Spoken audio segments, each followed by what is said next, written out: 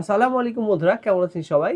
আজকে টিউটোরিয়ালে আমি দেখাবো কিভাবে এইরকম একটা সাধারণ ছবি থেকে এইরকম একটা কোট টাই অথবা শার্ট টাই আপনি পরাতে পারেন এবং সেটা কোনো ফটোশপ বা এডিটিং সফটওয়্যার ছাড়াই।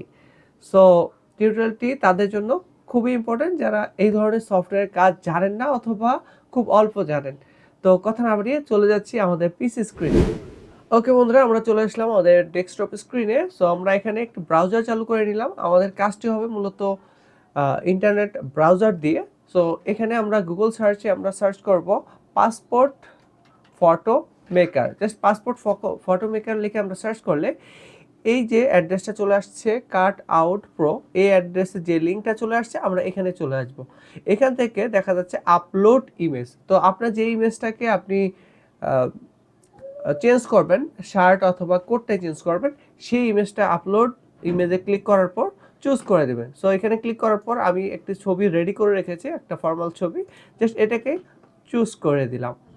তো এই ছবিটা আসার পর প্রথমে আপনাকে এখান থেকে সাইজ নিতে হবে। এখানে দেখাচ্ছে যে আপনি কোন ধরনের সাইজ করতে চান।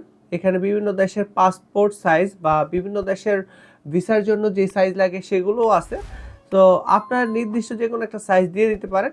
সো আমরা আপাতত একটা যে কোনো একটা সাইজ নিয়ে নিই, কমন সাইজের মধ্যে যেটা দেখাচ্ছে সাপোজ এইটাই আমি আপাতত নিতে চাই। তো সাইজ নেওয়ার পর এখান থেকে দেখেন এখানে তিনটা অপশন। প্রথমটা হচ্ছে ক্রপ, বা আপনার ছবির কি এরিয়া কতটুকু নেবেন, হ্যাঁ, সেটা দেখাচ্ছে। এখান থেকে আপনি সাইজ চেঞ্জ করে নিতে পারেন, কোনো সমস্যা নেই। তো এবার হচ্ছে পরের স্টেপে আমরা চলে যাই। এখানে চলে আসলে আপনার হচ্ছে ব্যাকগ্রাউন্ড, আপনি চাইলে সাথে সাথে ব্যাকগ্রাউন্ডও চেঞ্জ করে নিতে পারেন। এখান থেকে অনেকগুলো কালার দেওয়া রয়েছে, ফর্মাল কালার। সো আপনারা যেই কোনো কালার এখান থেকে চুজ করে নিতে পারেন। সো আমি আপাতত এই কালারটা চুজ করে নিলাম।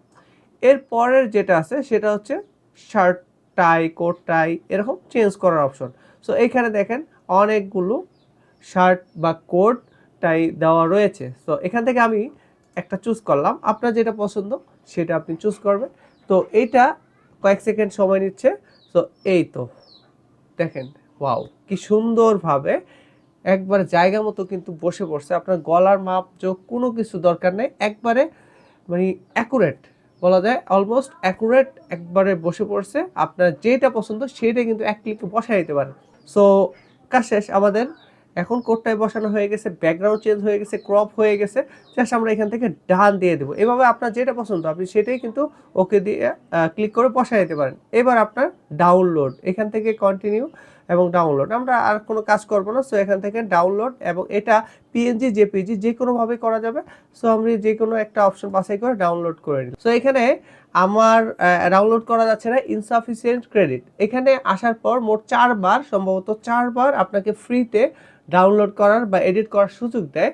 সো আমার লিমিট শেষ হয়ে গিয়েছে বিদায় আমি আর ডাউনলোড করতে পারতেছি। সো আপনার যেহেতু একবার দুইবার দরকার হবে তখন আপনি চেঞ্জ করে নিতে পারবেন বা ডাউনলোড কাজটা করে নিতে পারবেন।